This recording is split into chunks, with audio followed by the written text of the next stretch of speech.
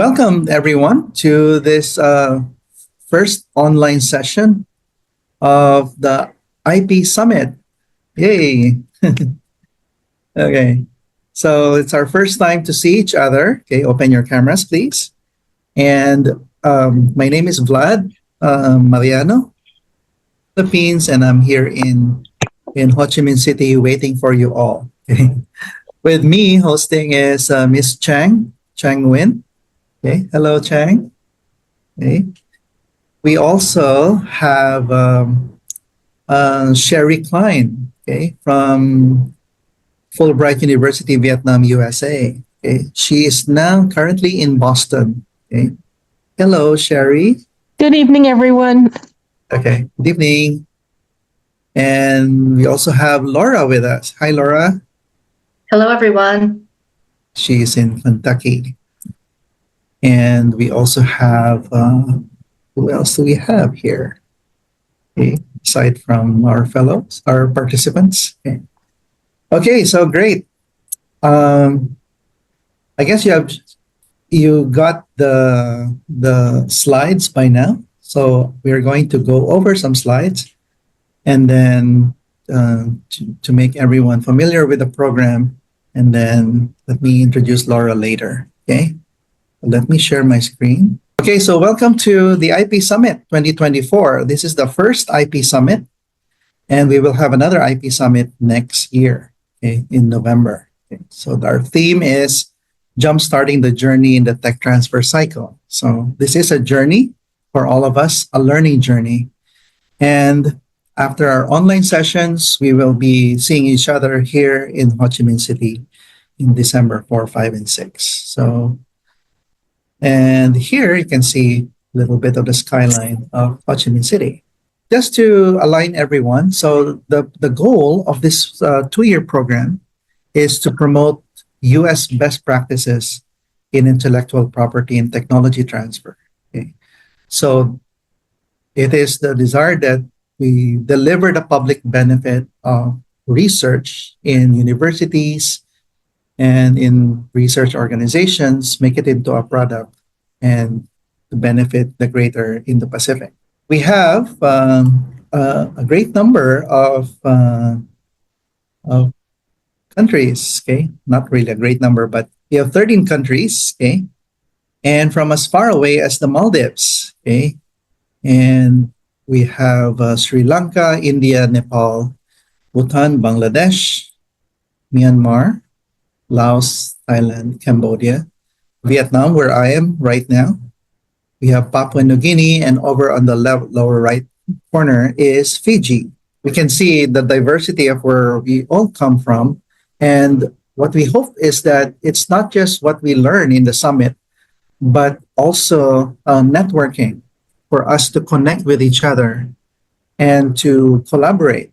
Okay, we are starting our collaboration with the AUTM, the Association of Technology University Managers. So I hope we'll have that working relationship for many years to come. The major events of the 2-year program. Okay, so this is the name of the program, Fueling the Engine of Innovation in the Indo-Pacific. Thanks to the U.S. Department of State for providing us the grant.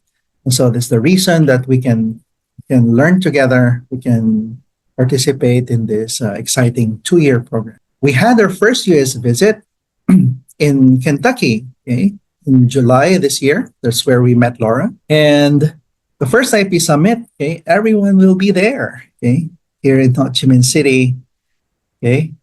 And the second U.S. visit will be next year.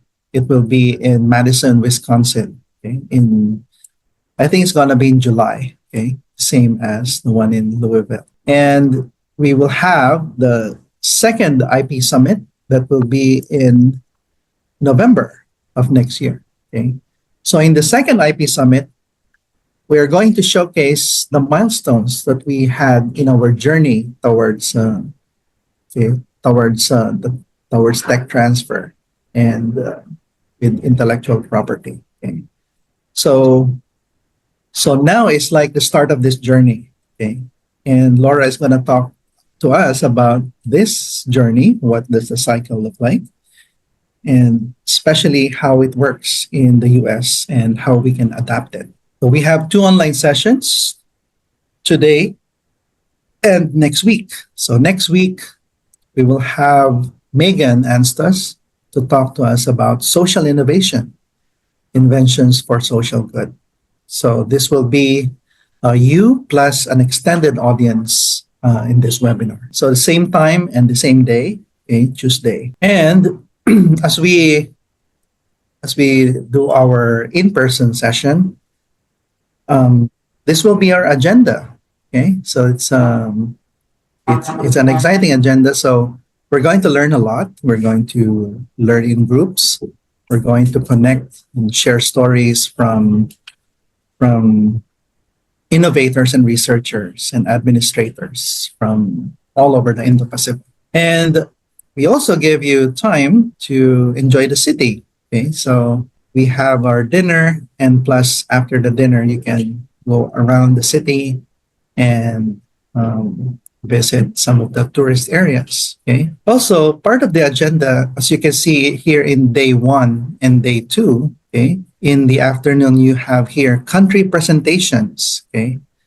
So I'm going to talk about that, that you're going to talk about your country. Okay. So innovations, the inventions in your country that are notable, and what does IP and tech transfer look like in your country. Okay. So the requirements. Okay. So let me go over this. So we will review this again later. Okay. So the first one is we're going to have a handbook. Okay. And I would like you to send your professional picture and short bio. Okay. We will have a nice handbook. Please send it to Chang. Okay. Via WhatsApp or you can email it to us, okay? And we will put that in the handbook. Number 2, today you were given the pre-summit knowledge evaluation. Okay, so it's like a test, okay? But we're going to measure how much we all have learned because of the summit. So after the summit, we're going to have post-summit knowledge evaluation. And this is part of our program with the Department of State, the requirements. Okay. Number 3, each participant will get a 1-year Autumn digital membership. Okay, so this is how you can access all the materials in Autumn, and to get to know. Okay, there's a ton of resource there. So maybe Laura can talk about that later, like what we can benefit from this Autumn digital membership. So all of you are going to get that by next week. And later, we are going to expand our group. So each one bring one. Each one is going to invite a researcher who wants to take this journey with us to learn about tech transfer and IP, who has an invention in mind, and we're going to help him or her on this journey. And number 4, okay, all of you, each country is going to present, okay, during day 1 and day 2 of the summit. So I'd like you to introduce yourself to your country mates. It's good so you have to introduce yourself. And then the presentation will be 10 minutes for each country. And there will be 3 major questions, okay? So what notable inventions have been successfully commercialized in my country? Number 2 is what university innovations need to be commercialized? Okay, so those that are not commercialized yet, but are coming out from the great minds in your country, and we need to bring that to the public benefit. Okay. And number 3, what is the current state of IP and tech transfer in your country? What are the successes? What are the challenges? Okay. And so we have a better insight in each country and how we can better be part of the solution. Okay. So you need to send your slides on or before Thursday, so next week, November 28th, so we can all gather that and make that available. Okay. Number 5, after the summit, we will have a monthly online learning sessions. Okay. So these are these are learning sessions that we are going to use autumn materials, and we will have speakers, and we will go through the journey, and then all of this will lead to the 2025 IP Summit, where you're going to showcase the milestones in your journey. Okay? Good. If you have questions, put that on the chat. Okay, so we now go to the highlight of today's online session. So we have Laura. Hi, Laura. So Laura, we met Laura in the U.S. in Louisville, Kentucky. So our group was there. Okay, unfortunately, I was not able to come, but Chang was there, right? Chang is on the left. Yeah, some of you in this group were there, okay, during the first U.S. visit, and Laura was very gracious to give us her time during our visit in Louisville. So she's the executive director of the University of Louisville Innovation and Technology Transfer, and she was the former chair of Autumn. Okay, she can talk more about her experience with Autumn and her journey, and we are very happy to collaborate with her. And from this year up to next year, okay. And in 2 weeks, Laura will be with us in person. So she will be flying all the way from Louisville, Kentucky, and go 12 time zones on the other side of the world. And she will be with us for the whole IP Summit. Okay. Isn't that exciting? So as much as we want to learn from Laura, it's great to connect. Okay? Just to connect and then to make the most out of this networking and collaboration. I'm now going to, so I have introduced Laura, and you can click on this link to get the extended bio of Laura. And yeah, let's invite Laura to share with us. Good morning, everyone. It's so good to see some of you that I've met previously again. Thank you all for being here late into the night, your time. It's early my time here in the US. What I thought I would do is share with you a presentation that I have created to explain what technology transfer is to our faculty members, to people at Louisville. I'm just getting it into presentation mode. How does that work? Is everybody seeing this okay? Yes, good. Okay. Yes. So as I was saying, this is a presentation that I've created for our faculty members and students within our own university.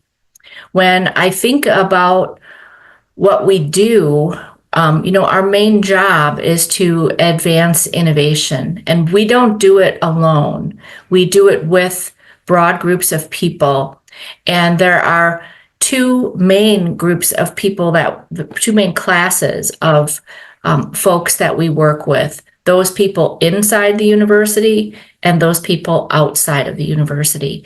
And you need to have communication strategies for each of those audiences, because each of those audiences has very different needs.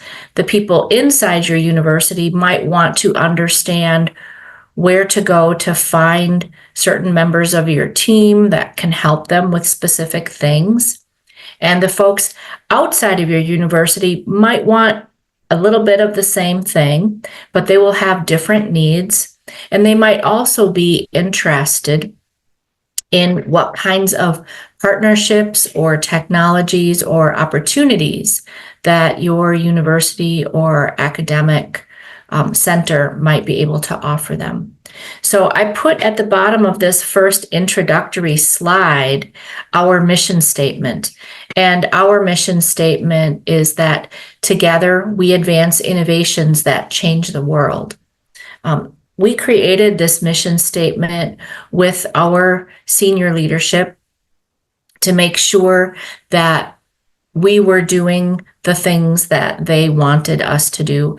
And though this is a very broad mission statement, later on in this journey together, when I see you in Ho Chi Minh City in Vietnam, we will talk a little bit more about the metrics and the success factors that we look at within our office at Louisville. And I can talk a little bit about my past experience in technology transfer as well.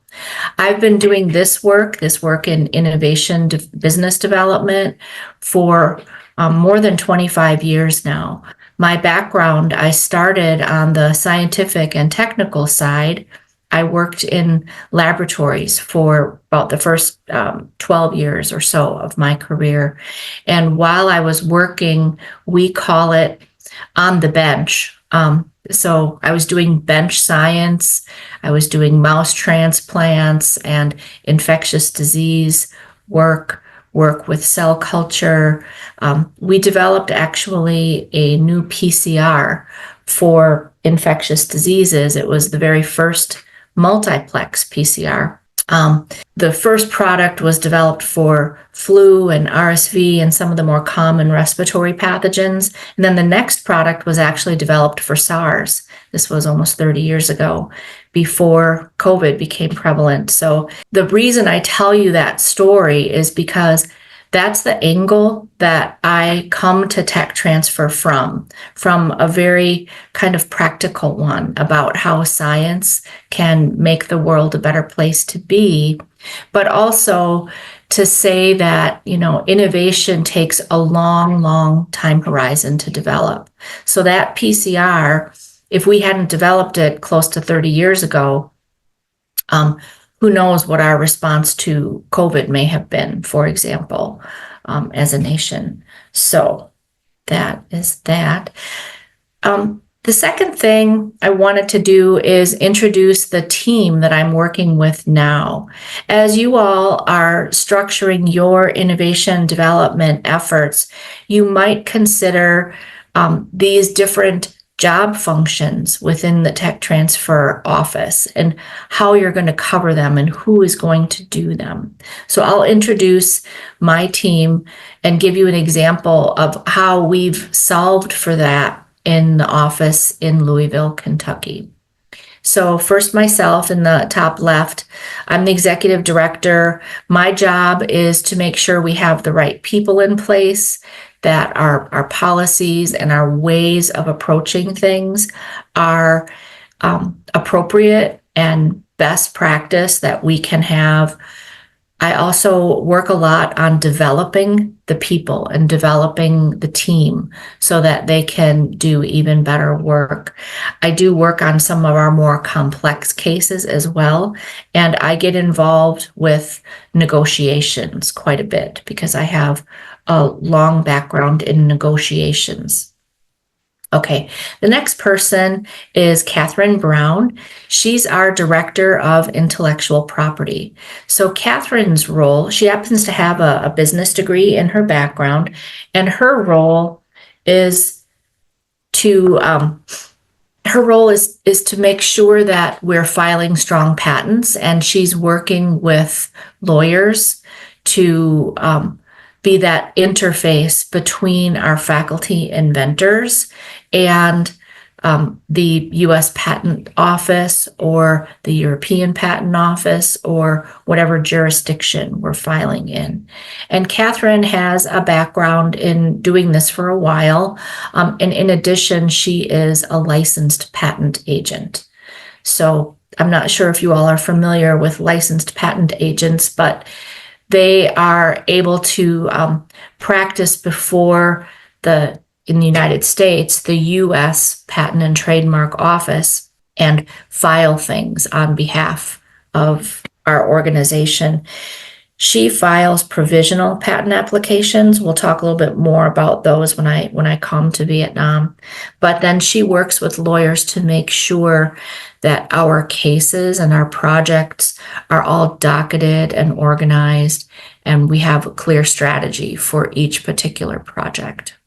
So that's what Catherine does. Jody next is a financial manager. So much of this function, people, as you're organizing this, people will be very interested in the dollars and the money aspects. And have you made any money on this, that, or the other thing? Well, to do that financial analysis, you need a person to help you. Here in the United States, we have a requirement to share innovation proceeds with inventors. And that comes out of something called the Bayh-Dole Act, which is this very famous legislation that was applied in the United States in approximately 1980. And so what the Bayh-Dole Act did was give control and ownership of patentable intellectual property that was made even using federal grant funding. So our tax dollars as U.S. citizens go into the federal government. The federal government, through organizations like the National Science Foundation here in the United States or the National Institute of Health, has funds that they release to researchers for specific projects that they're doing, scientific or engineering type projects that they're working on. Previous to 1980, the government owned all of the rights in the intellectual property that was developed. And that was extremely stagnating. It was really bad because the innovations, the government didn't have the means to develop the innovations themselves, and they didn't have this connection with the inventor to allow the inventor to help in that process. And because of that, many innovations just sat on the shelf. So if you all have any sway within your country about how grants are funded or how research is funded and that relationship between the sponsor or the giver of the money over to your university, let everybody know that the university really needs to own the intellectual property. Otherwise, it's very, very difficult to develop. If there's too many rules and structures around it, it becomes complicated and it becomes impossible to develop. So you might have something really, really nice and really cool, and it doesn't go anywhere. And that's what was happening in the United States prior to 1980. Things were being developed and they got stuck. That's at that time, individual companies were more taking the lead on intellectual property and developing it through companies rather than through academia. So that has been the big shift since Bayh-Dole. So Jody, when we get monies in, then sets the money out of the university according to like this strict policy around income distribution. So a portion will go to the creators as personal income, a portion will go to their school, a portion goes to their center, a portion goes to their department. And then if there are shared inventors, which often they're from multiple departments or centers or schools, those splits have to be made. And even more complicated, if your scientific or technical person has collaborated with someone outside of your organization, then those splits have to be made. So it can get complicated kind of quickly. Additionally, inventors have to decide on, say there were two inventors, was that monetary split 50-50 or more like 90-10? So you can see that you need a person dedicated to this function, and you need to have this function covered. The next, I won't take as long on the next because they're a little less complicated. The next four people, from Jessica Bryant, Greg Tucker, Drew Williams and Sarah Price, you'll see this title, licensing manager.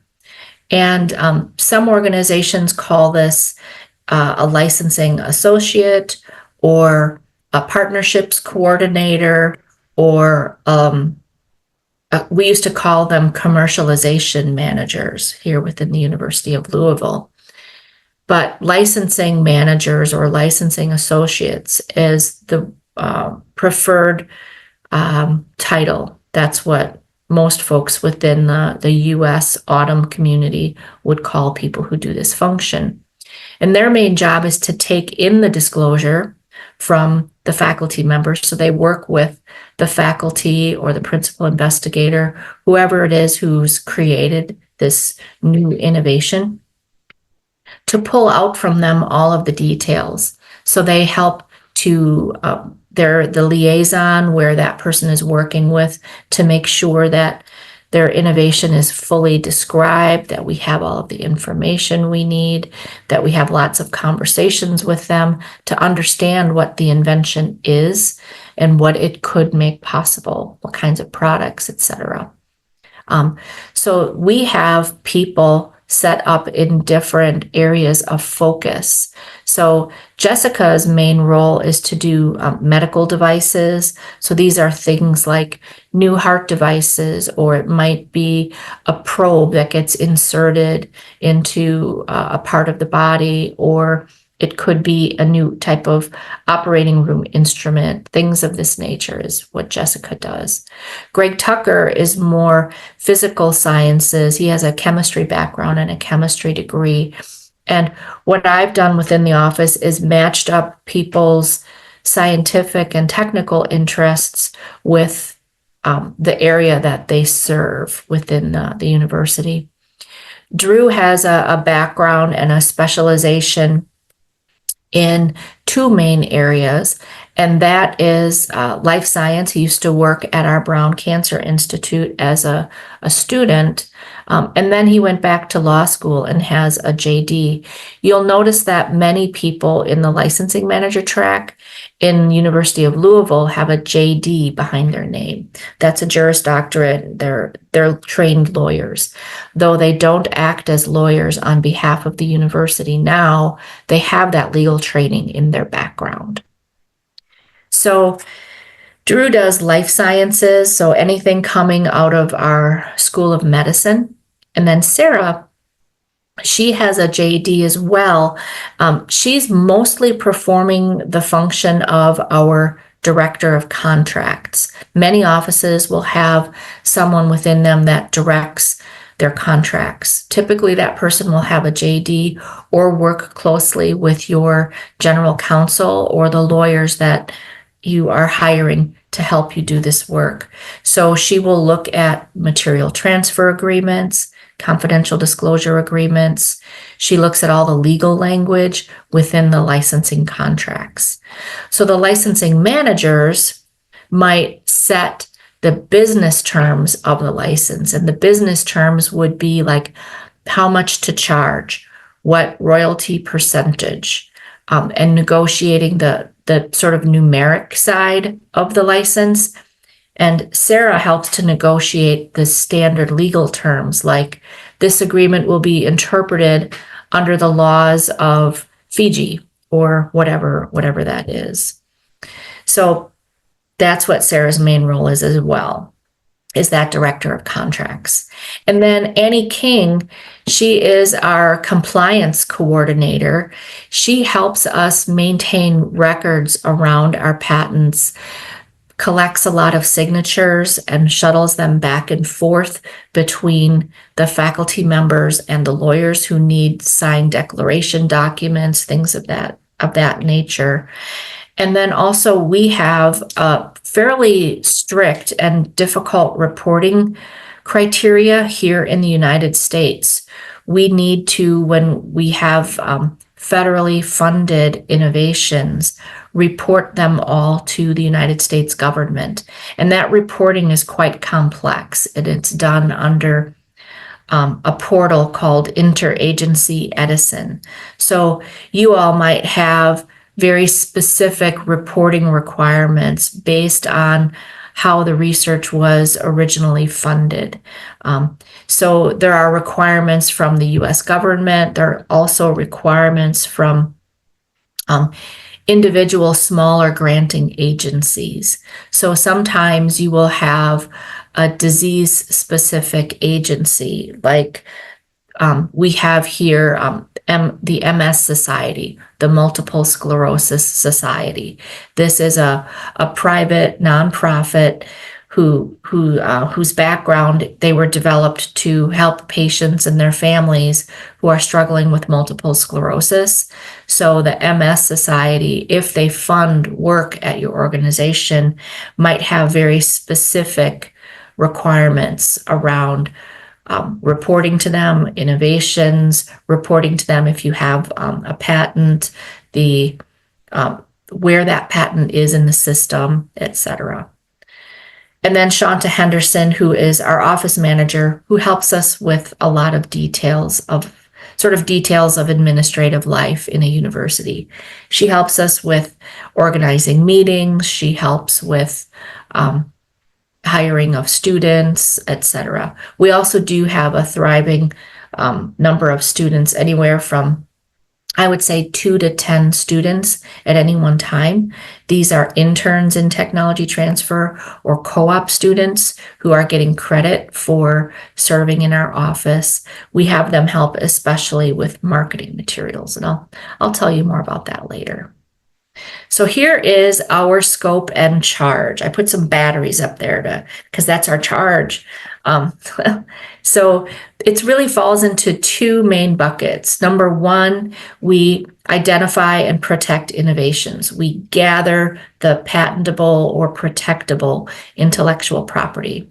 And then secondly, we commercialize those innovations, and we're looking to drive impact and their ability to change the world. So under identifying and protecting innovations, we do internal education and outreach. We look at those inventions coming in the door and make go, no-go decisions. We say, do we move forward with this? Can we? Should we? Then we file patents and or copyrights and give advice along the way. And then all those extra agreements that our contracts coordinator helps with. And then in terms of commercializing, we create marketing materials, we identify corporate partners to work with, we're negotiating deals with them. So those deals might be a license option. If we've got a situation of joint joint ownership in an invention, those need to be negotiated, and that's a little bit different if you're working with a corporate partner or an academic partner. So we're constantly looking at what are the strategies we need to use to advance the tech. So this is how we help internally our folks. We have, for our faculty members, we call ourselves a team of internal experts that are there for them. And we ask them to talk to us early if they have an innovation, because if they have issues around publishing it or presenting it at meetings, that's a public disclosure. Their idea may no longer qualify for patent protection if they've damaged it already.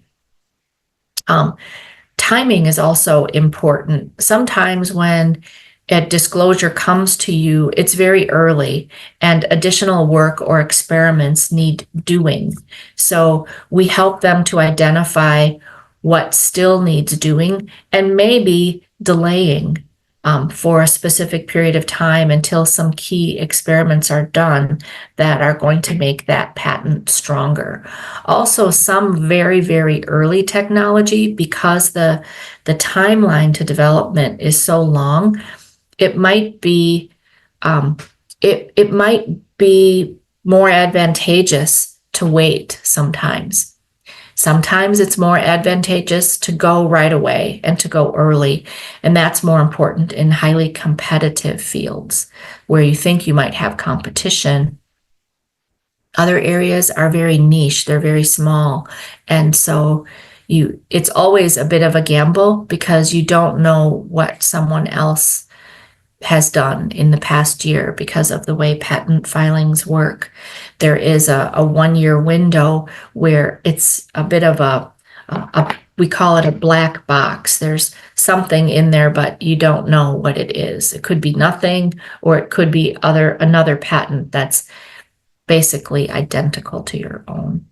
So we counsel them on what kinds of experiments need to be done, if they need multiple models, what additional information do they need.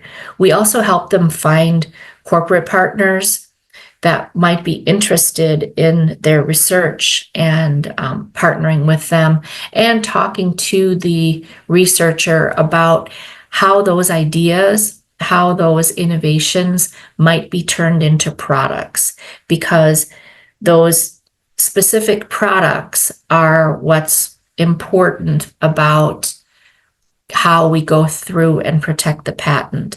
If we begin with the end in mind, we get there more seamlessly and we get there more efficiently and effectively. And then we recommend other people that they can talk to, other sources of funding. We have some gap funding and some special programs. I'm going to talk to you about those in a little bit. So the why is pretty clear. There's value to the university, there's value to the public in doing this activity. The public gets new products and services. The economy gets new jobs and new, GDP, things of that nature. And then also employees are excited about doing this activity, and they become more engaged in their work. For the creators, there's personal satisfaction and recognition. In early programs like you all might be developing, it's especially important to develop very, very robust cheerleading programs. Have you ever seen a football game where the cheerleaders are there and they're shouting and they're dancing and they're waving their hands and they're shaking things and making a lot of noise? That's what you all have to do. One of your main jobs is to be a cheerleader for your innovators and shine light on them and their success. That's going to make them work even harder and get more excited about doing this activity. There's also some specific types of funding that is only available for patented technologies or technologies that have an IP position. Here in the US, we have these very well-developed entrepreneurship training programs. You all might have the same kinds of things in your countries. We have, for example, an entrepreneurial master's in business administration. So it's an entrepreneurship degree at the university. And in addition to degrees that are administered at universities, we also have federally funded entrepreneurship training through something called the I-Corps program. So I'll tell you a little bit more about that in a little bit. And then they can start their own company here within the university, and we can license their technology back to them and then help them. And the benefit to them is really they get the benefit of the university putting up all of the money to do the patenting. So it takes the financial edge off of them, and they don't have the worry of how am I going to pay for all of this. The university now has that worry of how am I going to pay for all of this. So then additionally, they get a share because of that Bayh-Dole Act. It mandated that we have a policy to share revenue with inventors. And in the United States, most universities share somewhere between 25% and 60%. It's usually around 1/3 of all of the revenue coming from an invention back with the inventors. If that inventor is just one person, about 1/3 goes back to that one person, either as personal income that they report on their tax return, or a mixture of personal income and income into their laboratory for doing more innovations. So, they can also do consulting opportunities with the companies that they have an interest in developing innovations with. That's a big driver for them as well. And then I already touched on this revenue sharing. So this is the tech transfer life cycle. And this infographic, this graphical representation of this wheel, is something you can download from the Autumn website. They have it available, and you can customize it then with numbers and headers and things like that. And I've created this here. I had our marketing person customize it in the colors of University of Louisville so that it was, excuse me, on brand. So here it says our name of the university. This happens to be data over the past 25 years. And the wheel really starts here at the top with research and development. And we've had at University of Louisville $3.9 billion of research expenditures. We are a large, it's called an R1. That's a classification for United States universities. We're an R1 university, meaning we have a certain amount of research funding. R1s typically have $200 million per year or more. And then we have a certain student base, etc. So these are our research expenditures, and many of our success metrics in technology transfer are based on tracking research expenditures. How much money are you spending on research? It gives you an idea of the volume and the size of your research program. You can imagine if you spent $100 on research per year at your organization, you probably wouldn't have a lot of innovation coming out of that. As opposed to if you spent $100 million, you would have much more. So the more you spend on research and the more research that you do, you should be getting more products out. And we know that for approximately every $10 million in research, you should have about 4 invention disclosures. And an invention disclosure is when the faculty member comes to you and says, aha, I had this bright idea. It's the light bulb moment of, I think I have something. And then they bring that invention disclosure to you, and then we in tech transfer analyze it. That's the evaluation period. And we decide, should we go? Should we pause? Or is this not ever going to go anywhere? So we make 3 major decision points, and they basically are yes, no, maybe. So if it's a yes, we go forward with IP protection. If it's a no, we just close the case and we give a reason back to our faculty member why we can't move forward. The 2 main reasons why we don't move forward are that we don't believe we can patent it or protect it. There's prior art that we found from the inventor. Somebody else has filed a patent on a basically identical idea, or something like that. And then the other reason is because we can't identify a path to market. So patenting is expensive, and you need to make more money at it than you lose. So that's part of the evaluation period as well. And then the maybe is for those cases where it's a cool idea, but it's a little early and they need to go back and do more experiments, or they need to go back and prove something out. Or perhaps they come to you with just the idea, but they haven't actually tested it in the laboratory yet. So that's the maybe classification. Then we move forward with IP protection. This is the patent filing. We do provisional and non-provisional filings. We file also by the PCT, the Patent Cooperation Treaty, that you all are probably familiar with or have at least heard about it. That's how most international patents are filed, through the PCT, or you're filing just in your local jurisdiction, or a very large, financially relevant jurisdiction nearby to you. Once you have something filed and you're sure that it's going to be advanced and not abandoned and refiled like you can with provisionals, then you're going to start publicly marketing your innovation. That marketing, we use a tool called Flintbox.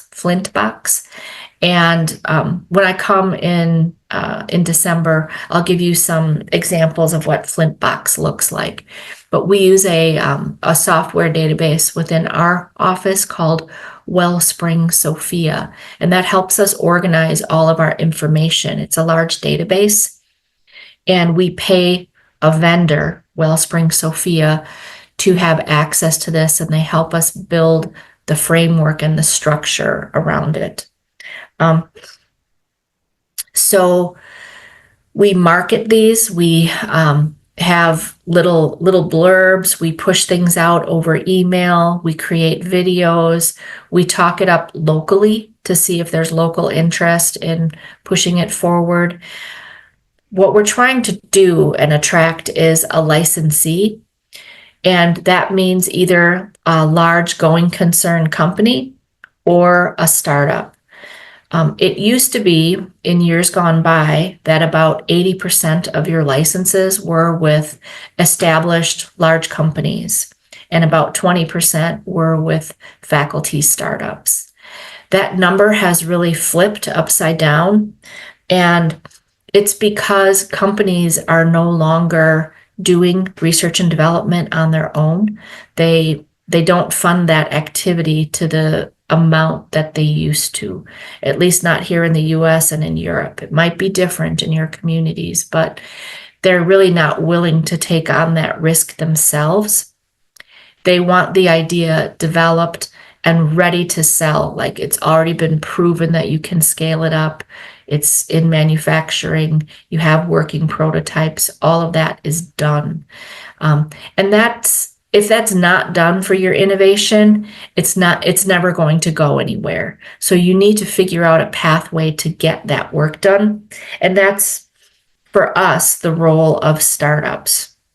So the startups might get some initial gap funding from the US government or other places, and they help to make prototypes, show that it works, test customers, do kind of the initial product development activities. And then if it's successful and they start selling the product, that's typically when a bigger company gets interested.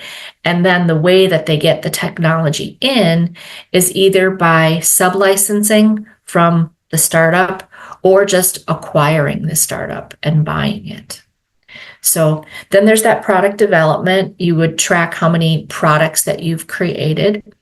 And then the public starts using the product. There are jobs created. There's that whole economic growth aspect of innovation. And then they pay you, usually a percentage of royalties or initial fees, etc. And those funds go back into R&D, and the cycle continues. So that's the basic cycle. The invention disclosure, you evaluate it, you protect the IP with patents or copyright, you market the idea, you find a partner, and you license the technology to them. The product gets developed, and the public starts using the product. Okay, there's two main kinds of intellectual property that we use in US universities, and I'm going to focus in on patents and copyrights. There's two other types that we don't work on, and I'm going to talk about those really quickly first and tell you why we don't work on them.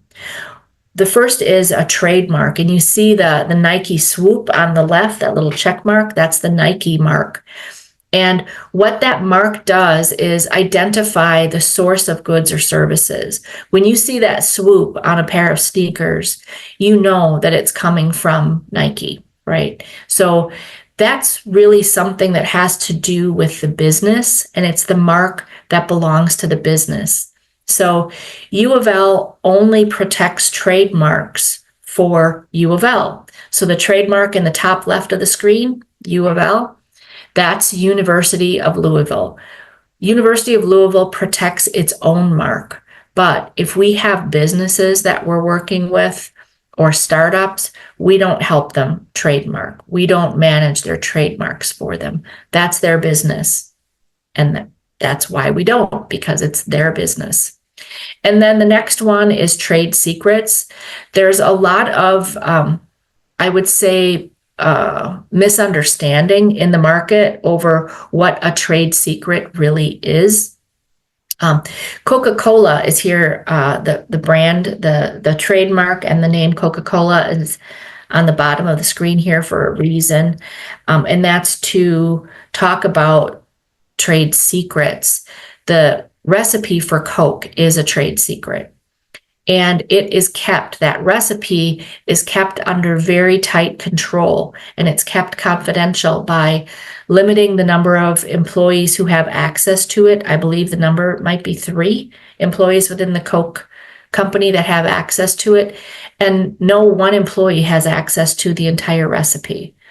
And it's kept in Fort Knox, which is a large, like a bank vault type situation. Most universities don't have the security that's needed to keep trade secrets, and it goes counter to their mission. The mission of universities is typically to disseminate information and educate people and educate the world. So holding things secret goes against that. And in addition, in the United States, if we accept federal funds, we're required to not keep any secrets. We're required to disclose the results of the research. So there are some additional regulations that prevent us from keeping things a trade secret. So we focus in on patents and copyrights. As you know, patents are negative rights. They are rights that are given to exclude others from making, using, or selling the invention for a short term. And then that invention is released to the public. The reason patents read so technically is because they are supposed to read like recipes. Like, how do you actually make this thing? How do you make it and make it work, etc.?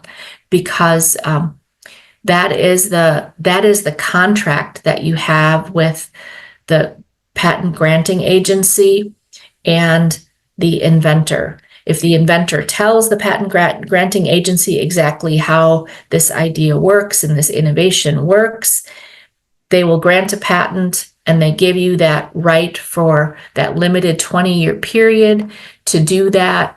And then it goes to the public after that. And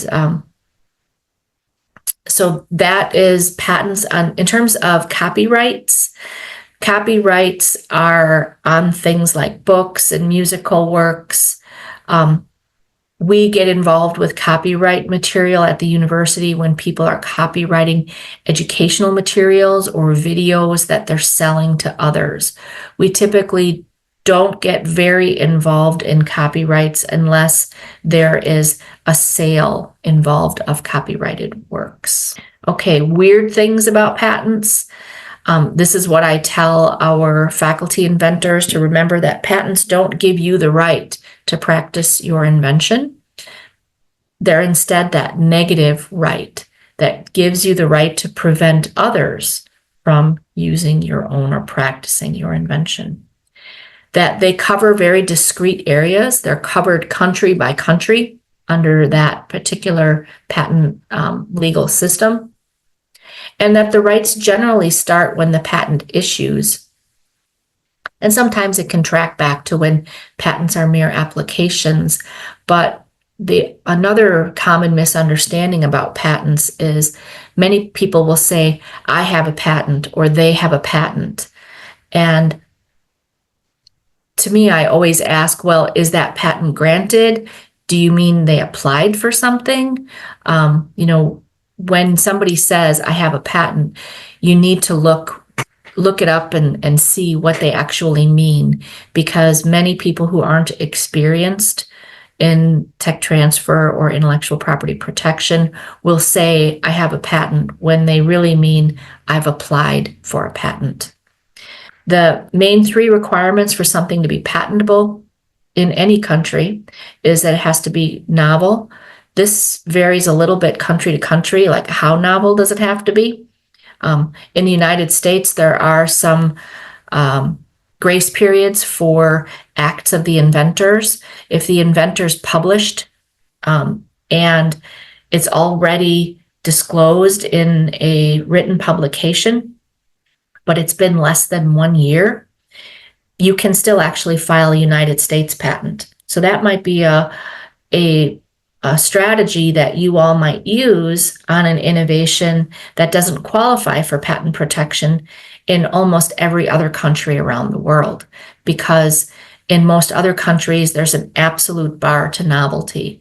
If something's already been published, you will never get a patent on it. But in the United States, if you hear about it and you can, quickly file that patent application, you do have a year. Secondly, it has to be useful, so it has to have some practical use. It can't be just an idea like a math formula or some abstract concept. It has to have a concrete use.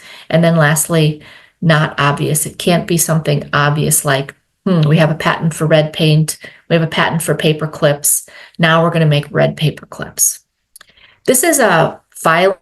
It's hard to predict exactly when a patent is going to issue. It's very, very dependent on the backlog to the investigator, to the patent examiner. Sorry, I'm hoping I'm still coming through. I'm getting flashes on the screen about my internet being unstable. I'm just going to keep going and hope it's still working. We can hear you. Yes, We can- go ahead, Laura. Thank you. So in the US, we have that special provisional patent application that will protect us for a year. They're easier to file than a standard application because they don't have to be as detailed or prescriptive. They don't even have to have claims written. So they're very useful if you need to file something in a hurry. They're also very useful in that other countries, if you file via the PCT, you extend your patent term basically by a year. So it gives you an extra year of protection because countries who are members of the PCT will recognize a US file provisional application. So then you file in foreign jurisdictions at 30 to 31 months and it enters prosecution. So patent prosecution is that back and forth with the patent examiner, where the patent examiner will say, I see you wanted claim 1. Well, that's too broad. We're going to have to limit that claim 1 of your invention to something narrower, something smaller than what you had originally asked for, because we found somebody over here doing something kind of similar, but just in this very unique spot. And then you have that back and forth with the examiner for a period of time. It usually lasts about 2 years, and then the patent issues. And after the patent issues, then they're going to go back and give you 20 years from the date of your non-provisional filing, plus or minus any patent term extensions. Okay, here's the cost-benefit analysis. Patents are pay as you go, and that's what the little graphic on the bottom is meant to represent. So when you file, you pay a fee. When you get a report from the examiner, they charge you a fee. When you do your first office action, you pay a fee. So you pay these fees as you go. It's not like one huge investment all at once. Our office within the university, we don't charge for any services. We don't charge our time or money, but when we have to hire lawyers, we have to pay them. And so if we license that technology, those charges to the lawyers get recouped in the license with patent reimbursement fees. It's quite variable how much a patent will cost, but typically to file something in the United States, it's going to cost $5,000 to $10,000. Most of that is in attorney time. So attorneys make a lot of money. They charge by the hour. If you can get the application drafted and in very good shape so that they don't need to do much work on it, it's going to be much cheaper to file patents. So having somebody within your office that has familiarity with writing patents, like for our office, that's Catherine Brown. I've also studied for that bar exam, and I know how to write these patents. I'm not licensed to file them, but I'm very familiar with how to write them. But if you can get much higher quality written materials to your attorneys, it's going to save you a lot of money. And it will actually help you write better quality patents and think about them in a much more effective way. So after it's filed, then it costs another, say, $10,000, maybe $40,000 to prosecute and get issued. It really depends how much back and forth, if you have to go to appeal, if you have to refile it under something like an RCE, a request for continued examination. It really depends on how easily your application gets through the office. Foreign applications, remember, patents are awarded and granted country by country. They're also prosecuted country by country. So the PCT will get you started, and it will issue an international search report and get an initial opinion created as to the patentability of a idea, but they still need to be prosecuted country by country and put into the form and format for that's acceptable to that particular country. So all of that costs money. Many patents that we have are United States only patents. They're only patents in the United States. Typically, we don't go forward with international filing because it's so expensive for us. The US is actually one of the cheapest countries to patent in.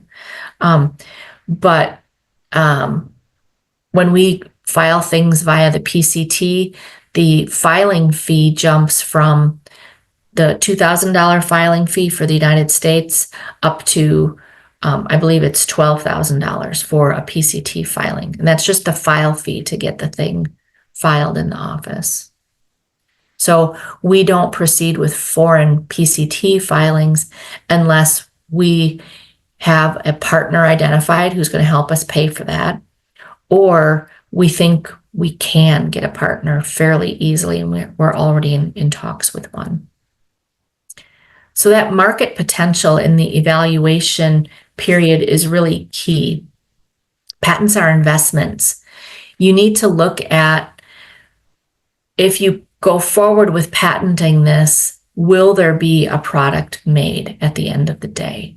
And those questions about will there be a product, you have to answer them kind of in smaller bites because it's very hard to look into the future that far.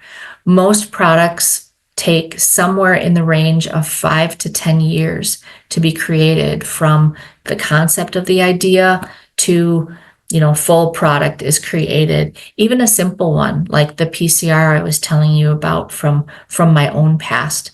So we look at what is the commercial potential of the technology? What's the size of the market? How much money is spent there?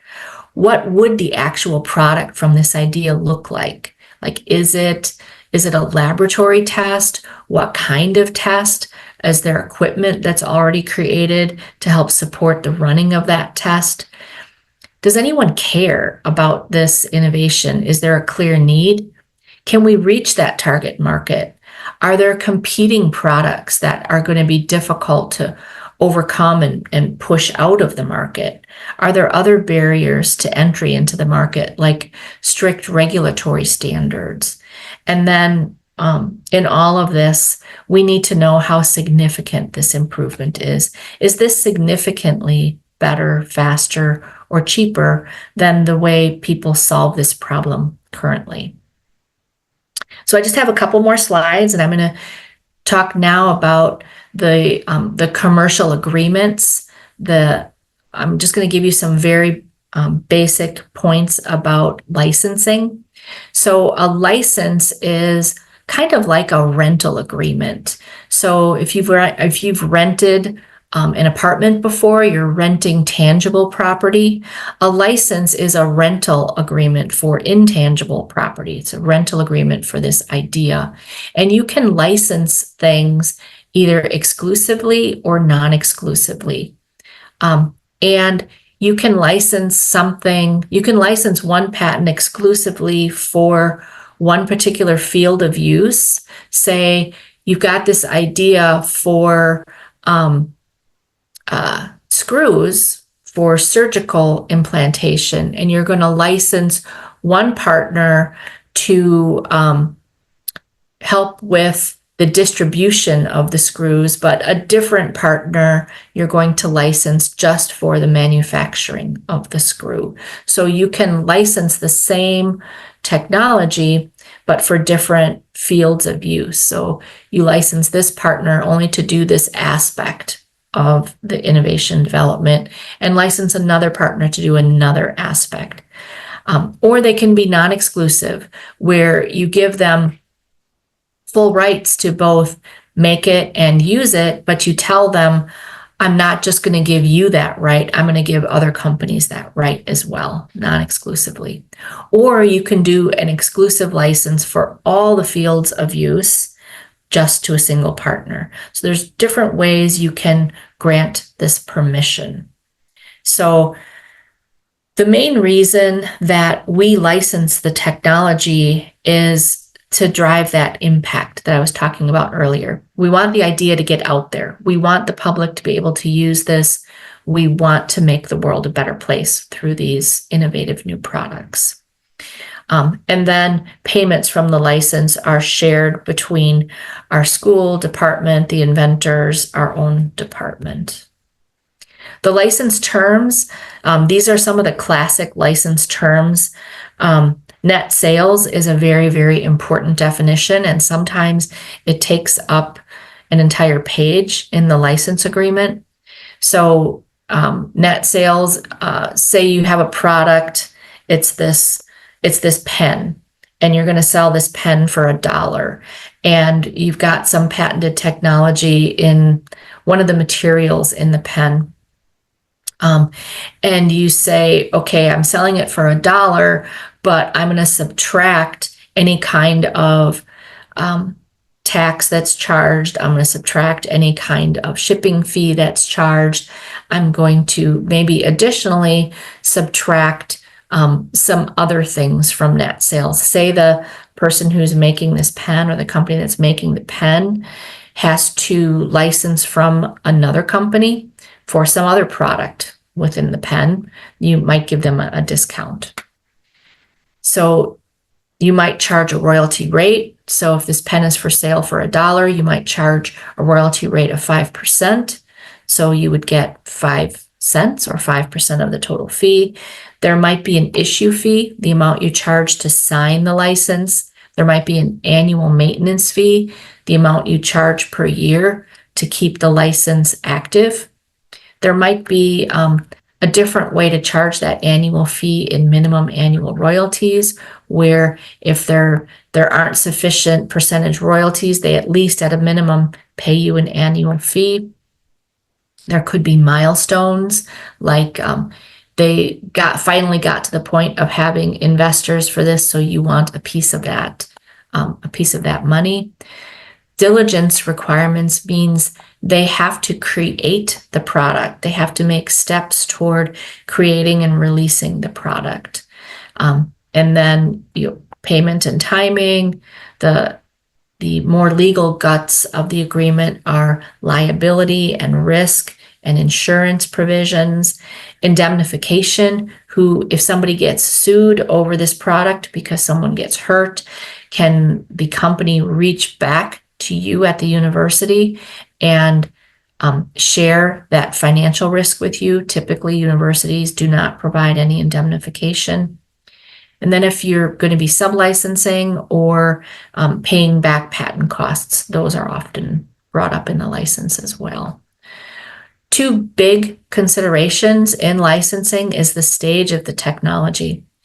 It's more valuable if it's highly developed and ready to sell. All they have to do is, get your blueprint, get your recipe, and start making it and selling it. That's easier for them, and you're gonna be able to charge more money for a license like that versus one where there hasn't been a prototype and the company has to develop a lot of this themselves. So with very early technologies, the potential rewards might be very high, but the risks are also high because the company has to invest in the technology to prove it out. So high risk technologies or very early technologies will have lower licensing terms. Okay, this is a license option. A license option is very different than a license because it doesn't give our other party any commercial rights to use or practice the innovation. Really, it's just a right of evaluation. So some people call them evaluation licenses, other people call them license option, but it's really a business development term that's used. And what it is a promise that you won't license the technology to someone else while they're in the process of evaluating the technology. So these two can have some limits around them. Maybe it's only for a particular aspect of the innovation or only for a particular end use or a particular country, etc. They usually last a very short period of time. You don't want to license option something for 10 years. The most valuable part and the most, it'll be the most common finding that you would be able to license the technology quickly. And if you are licensed option and locked down and promised to one particular party, it's almost like an engagement, right? You are engaged to this party.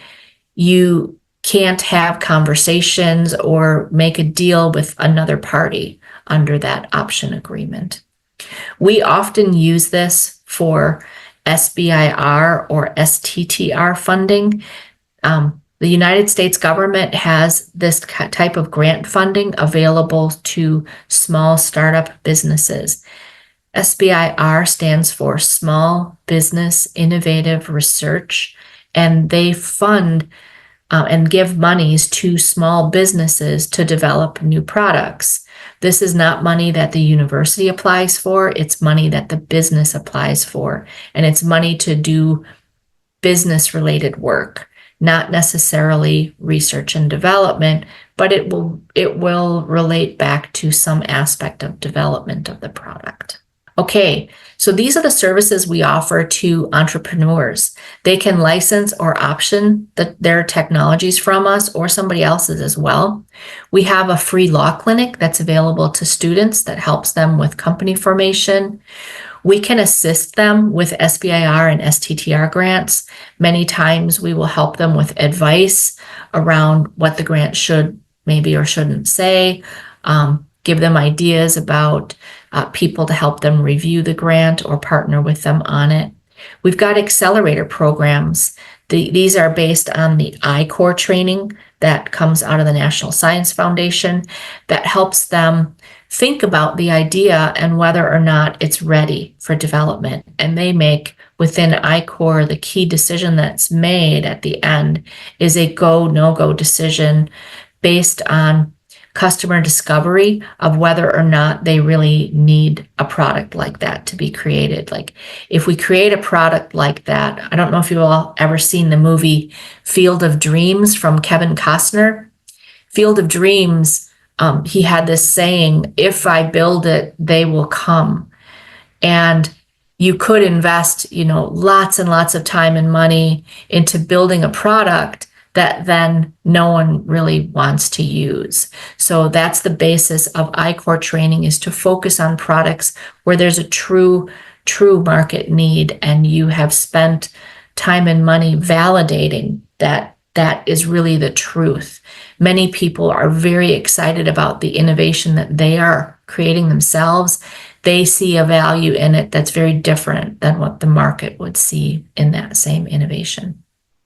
So we help them also to access some unique funding sources to help advance their technology, maybe for prototyping or to do some of this customer work. We can also help them, if it's a faculty or student-led startup, to defer some of the typical payments we would ask for within licenses. And then we can give them space to lease within the university and then ongoing networking. This is the Launch It program. Typically, there's 3 people that run through the Launch It program. There's someone from the technical side, from the business side, and then a mentor to help guide them through the process. It's an accelerator type of a program that teaches them how to have conversations with customers, how to see if their innovation has market fit, how to understand how to create that very first minimum viable product, and then use lean business strategies to create their business. We also have entrepreneurs in residence. These are seasoned entrepreneurs that help talk to entrepreneurs in training about some of the main concepts. So they act as mentors to them. And then this is our Mid-South Reach Hub. And this particular hub will provide some of those GAP funds. These are partner universities for that.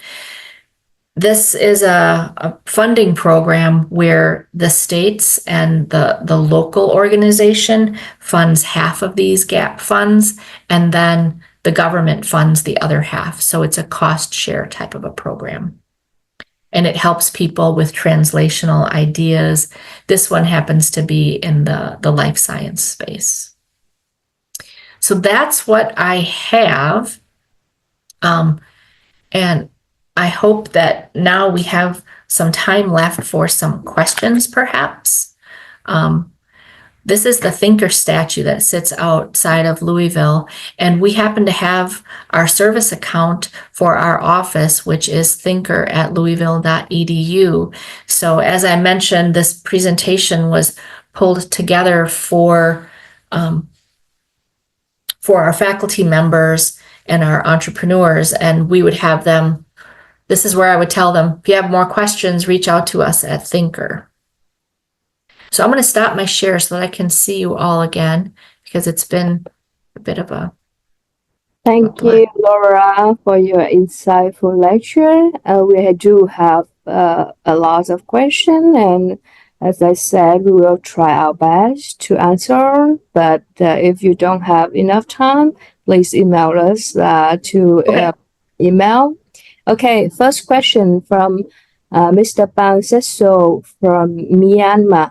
How do the researchers normally deal with TTO in terms of research budget? Do the researchers have to meet with them after the project proposal or after launching the new products from labs? There's no requirement that they have to meet with us. However, if they haven't, the requirement comes in if they have an innovation. They are required to disclose those innovations to us. And if that innovation is determined to be commercial, then yes, they do need to meet with us. Thank you. Next from Dr. Quang Nguyen from Vietnam at University of Louisville. Does licensing patents or copyrights give your university higher income, cash flows, or revenues? Most organizations do not make money on patenting. So a lot of leaders or leadership will think that, oh, we want to do this business because it will make us money. That's fiction. That's a lie. Most universities do not make money at this activity. Most universities lose money at this activity. And that's common. And it's especially common for brand new offices. So why? Why do it? It's because it's part of what you do to attract key faculty, innovative faculty who can better compete for research awards and build your research program. So perhaps you're not making money in innovation and tech transfer, but instead you're making money in sponsored programs and the research grants that are coming into your organization.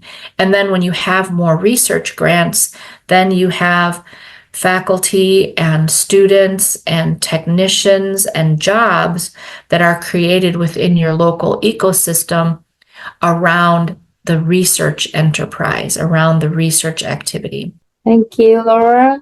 Palina from Laos, she has a question that for SMEs, do you think that it is essential to register trademarks and IP before initiating marketing operation or promoting products, even if the product is still in development and not yet launched, or depending of local regulation?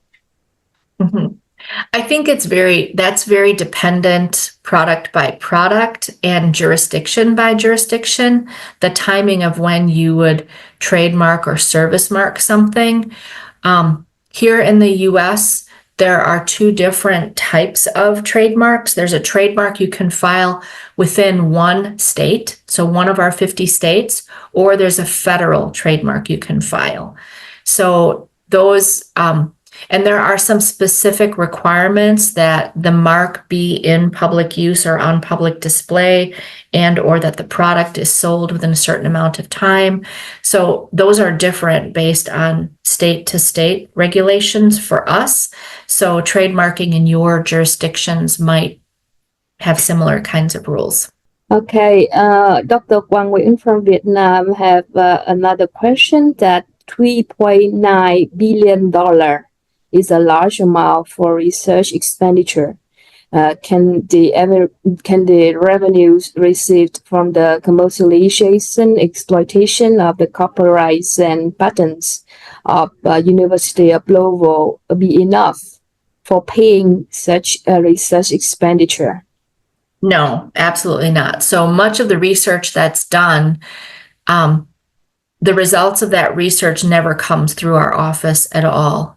The results of the research generally is put into publications, and that is why in other non-US areas of the world, like in Europe and especially the United Kingdom, they call this activity not technology transfer, but knowledge exchange. So many people call it knowledge exchange to note that much of the activity and the final product is actually publications and new knowledge, not necessarily a commercial product that you can sell.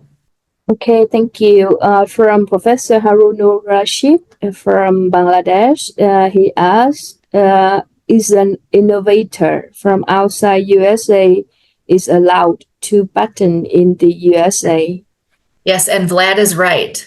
Yes, it is allowed. And in fact, I would recommend exploring the US patent system because it is, I call it, we have a saying here, a lot of bang for your buck. So it's a lot of value. The US is a very large market if you're going to commercialize in that particular space. So you have a lot of potential customers in the United States who spend a lot of money on things. It's a highly developed nation. So looking at complex innovations or innovations that are for medicine or engineering, et cetera, they can be well utilized in the United States. And you can also take advantage of that provisional application, which is very, very inexpensive to file. It's only, I think, $600 for the filing fee. And because you don't have to have it be as complicated of a filing, you don't have to spend as much attorney money on it either. It gives you that little window, that 1-year window to do more work. Okay, thank you from Dr. Anson from India. I'm not sure he's asking about the program or just a typical question for you, whether we will getting funding for starting TTO in our university in India. Okay. What do So you think? most organizations, when you get research funding in, you get something called indirect costs. So a typical US research grant will be for approximately $200,000 per year. And that will support a portion of salary for the investigator, a portion of salary for the people working on the project, and then specific project expenses like materials they need to do the work. It could be cell culture reagents, things they need to buy.